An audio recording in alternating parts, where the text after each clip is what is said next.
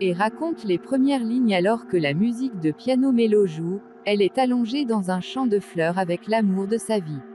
Boire du bon vin toute la journée, prendre des bains chauds et s'allonger sur le ventre. Elle prétend qui a besoin d'amour quand on a de la famille. À Kellen Hall, le père d'Anne, Monsieur Walter, se fait poudrer le visage et dit qu'il est plein de vanité. Elle le décrit comme quelqu'un qui ne fait que respecter et est dévoué à lui-même. La mère de Jane, Anne, qui s'est mariée le 15 juillet 1784 et est décédée en 1801, elle a donné à Sir Walter 3 enfants qu'il lit à leur sujet dans son journal. Le premier, Elizabeth, connue comme une beauté célèbre et la sommité la plus avant-gardiste du Somerset. Elle semble être celle de son père. La préférée vient ensuite Mary, la plus jeune, mariée à Charles Musgrove, héritier de L'. À travers l'État. Elle semble être bien respectée tout autour. Enfin, il lit le nom d'Anne, née 9 août 1787. Elle est l'enfant du milieu. Son père a un regard déçu dans ses yeux et n'a rien à dire sur elle. Anne se décrit comme la fissure dans le miroir de son père. Elisabeth fait snodement Anne savoir qu'elle ne voulait pas l'ajouter dans le registre de la famille, mais leur père pensait que les gens supposeraient qu'elle était morte. Les agents de recouvrement font irruption soudainement et emportent tous les meubles coûteux. Anne dit que son père aime les choses chères, ce qui est probablement la raison pour laquelle ils sont fauchés. Maintenant, l'avocat de Monsieur Walter le console tandis que Lady Russell, la meilleure amie de la mère d'Anne, explique à Monsieur Walter les réductions qu'il devra faire. Elle a élaboré un plan d'économie et dit que Lady Russell est perspicace et serviable, qui lui a donné des leçons que sa mère aurait si elle était en vie. Monsieur Walter refuse obstinément de reculer ses voix riches même lorsque Lady Russell dit que ces pratiques ruineront ses filles. L'avocat suggère de déménager dans un endroit plus petit, peut-être un endroit connu sous le nom de bain avec de beaux spas. Il pousse plus loin le point en disant qu'un officier de la marine, l'amiral Croft, veut payer généreusement pour Kellanchal, a déclaré L'avocat a également mentionné un frère qui vivait parmi eux il y a quelques années. Anne interrompt et mentionne son nom. Lady Russell regarde étonnamment vers le haut à Anne plus tard. Lady Russell entre dans la chambre d'Anne et lui rappelle que cela fait 7 ans qu'elle s'est séparée de Annexe de Gonworth affirme que cela fait 8, mais elle ressent toujours beaucoup pour lui en raison du fait qu'elle a l'impression qu'il l'a vue pour qui elle était et dit qu'elle est en colère contre elle-même pour avoir été persuadée de le quitter.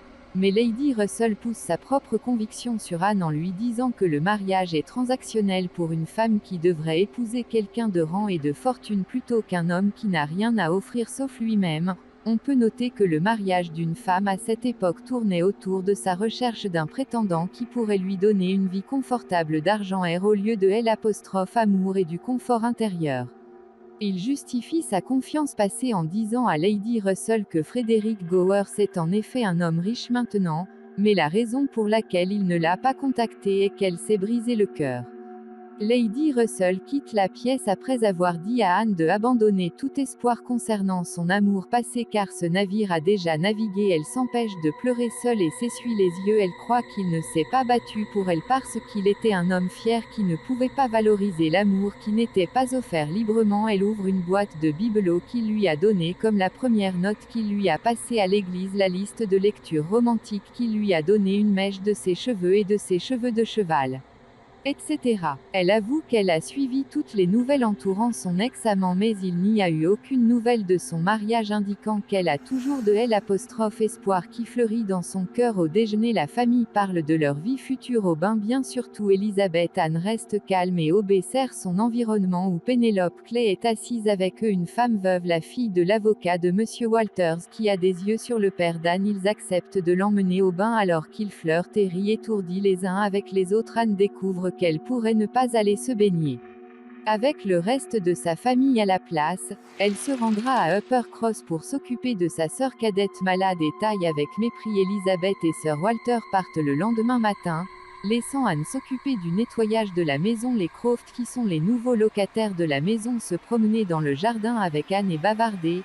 Ils parlent de leur frère où Anne sait déjà qu'ils lui disent que son bateau arrive au quai dans 2 jours et qu'il pourrait nous rejoindre pour le dîner alors qu'Anne voyage dans un en voiture à travers la verdure. Elle envisage de revoir Gowers et imagine des scénarios dans sa tête. Elle arrive à la croix supérieure et accroche son manteau tout en racontant son point de vue sur son jeune saint-sœur Mary qui est un peu narcissique. Anne entre et écoute sa sœur se plaindre exactement comme elle a deviné qu'elle courrait deux filles devant la fenêtre pour rencontrer Anne qui les identifie comme ses belles-sœurs Henrietta et Louisa Musgrove. La coursive et la serrée dans ses bras et Anne lui rend un câlin tout aussi excité que le mari de Mary entre et leur dit que Frédéric Gonworth leur rendra visite auquel Anne se mord les lèvres et reste nerveuse dans leur chambre. Louisa instruit et sur la façon de courtiser Gonworth inconscient de la fait qu'Anne l'aime déjà depuis un certain temps maintenant. Quand le fils de Mary se blesse au bras en tombant d'un arbre, quelqu'un doit rester à la maison et manquer le dîner pour s'occuper du jeune garçon. Mary, même si elle est la mère, sort de manquer le dîner en affirmant qu'elle est une empâte qui ressent tellement pour son fils qu'elle devrait être loin de lui. Elle demande à sa tante de rester et de s'occuper du petit plus tard dans la nuit et boit par la fenêtre en regardant Wentworth à la fête et dans sa stupeur Eve rappelle son nom et se cache de la vue dans le processus en renversant un verre sur elle-même ainsi que le lendemain matin.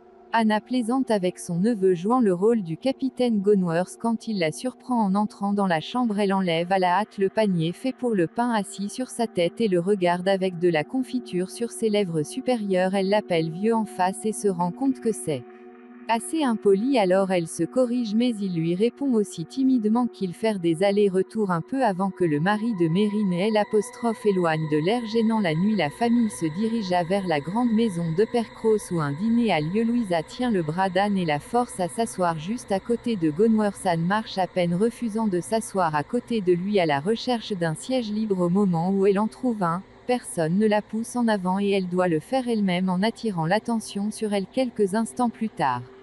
Louisa qui est assise avec Gonworth continue de discuter avec lui, ils semblent passer un bon moment ensemble et Anne les regarde, se sentant consternée. De épouser d'abord avant d'épouser Mary plus tard dans la nuit et de jouer du piano pendant que les invités dansent les uns avec les autres, elle remarque jalousement que Lewis et Gowers sont à nouveau ensemble. Il semble qu'ils se soient aimés le lendemain matin et s'assoit près de la fenêtre avec son lapin de compagnie quand Mary s'approche d'elle. Il parle et avec caution Mary dit que Frédéric proposera à Louisa. Anne dit qu'elle comprend pourquoi les gens pensent que le mariage est tout ce qu'une femme veut, ce que Mary dit que le mariage est le plus grand bonheur d'une femme. Il est très douteux qu'elle le pense bien qu'à en juger par sa position nonchalante.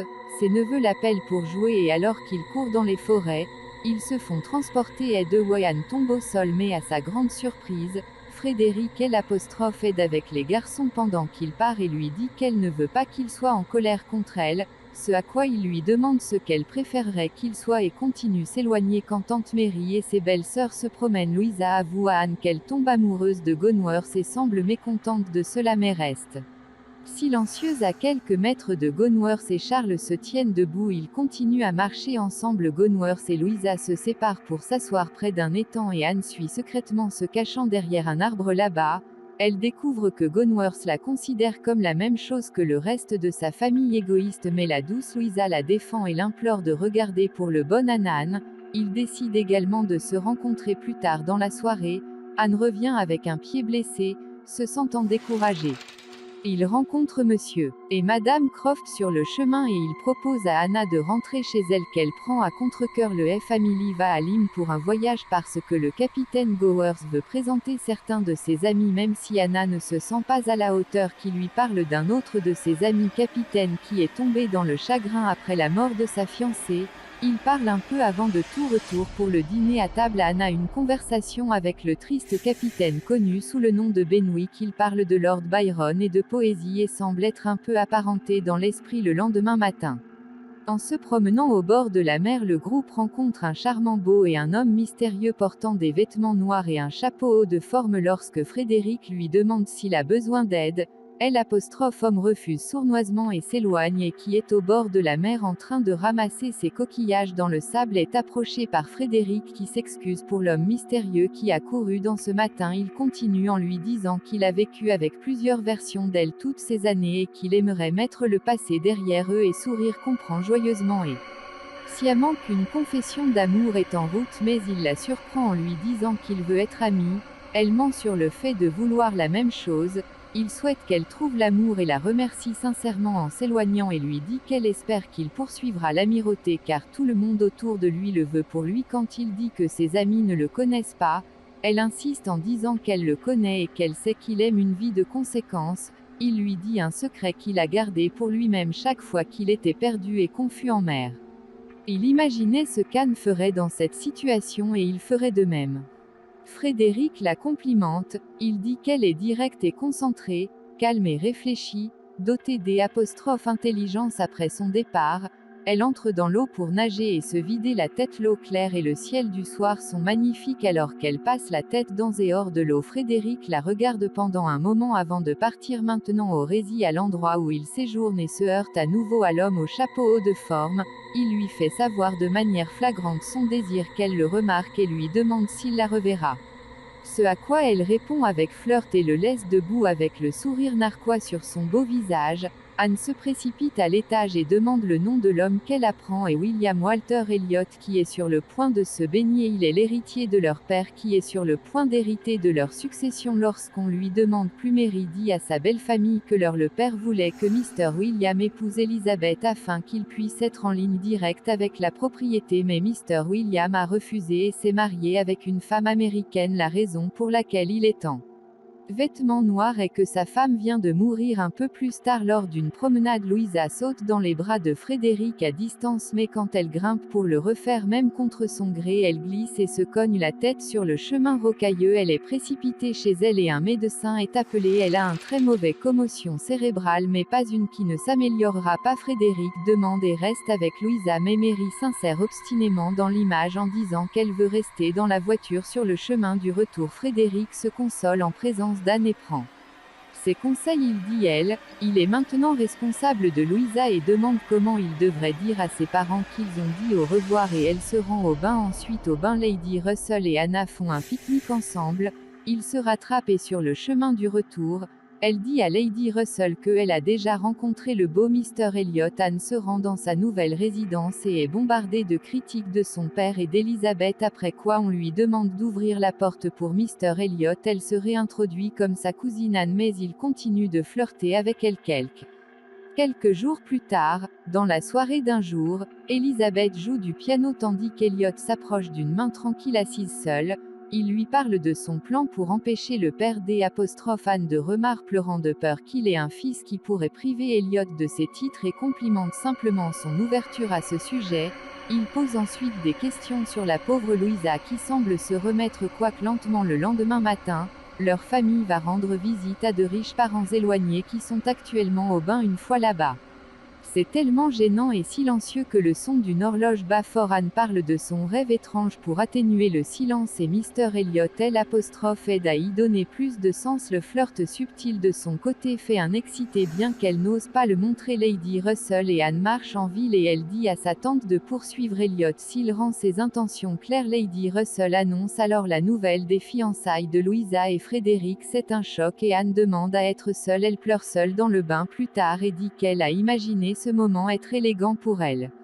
Le lendemain dans une boulangerie, elle rencontre Frédéric. Ils sont interrompus par Elliot qui invite Frédéric à un concert. Le lendemain, Frédéric regarde et part avec des yeux mélancoliques au concert. Lui et Ed ont une conversation à propos de son départ pour voir, mais pendant qu'ils parlent, ils sont à nouveau interrompus par Elliot qui emmène Anne pour une traduction italienne. Quand le concert commence, Fred est assis derrière Anne et voit Elliot avec sa main sur son épaule. Il se lève pour partir mais Anne le suit en lui disant qu'elle veut continuer leur conversation juste. À ce moment, Elliot revient derrière eux et cette fois Frédéric par Elliot avoue Anne qu'il veut en faire sa femme. Il lui demande d'y penser. Le lendemain, Anne qui s'apprête à monter chez elle avec une bouteille de vin dans son livre est interrompue par Mary et Charles en visite. Il l'emmène jusqu'au bout où ils ont une petite réunion de chaud là-bas. Frédéric regarde la conversation d'amour d'Anne avec Harville et découvre que ce n'est pas Frédéric avec qui Lewis est fiancé mais Benwick. Ils sont en quelque sorte tombés amoureux de Lim pendant sa blessure. En entendant cette Anna très surprise et se dirige rapidement vers la table. Fred était assis à lire la note qu'il lui a laissée. Frédéric a laissé une lettre d'amour magnifiquement écrite de manière artistique lui disant qu'il est toujours amoureux. Anne court à l'extérieur pour rattraper Fred et alors qu'elle court, elle voit Elliot embrasser Pénélope Clay. Elle leur souhaite le meilleur et continue de courir pour Frédéric, elle le rattrape et elle embrasse de toutes ses forces. La scène suivante montre Elliot et Pénélope se mariant pendant qu'Anne et Frédéric sont assis dans un champ près de la falaise. Il lui enseigne la navigation nautique qu'elle trouve facile. Ils s'embrassent amoureusement dans les bras l'un de l'autre à la fin.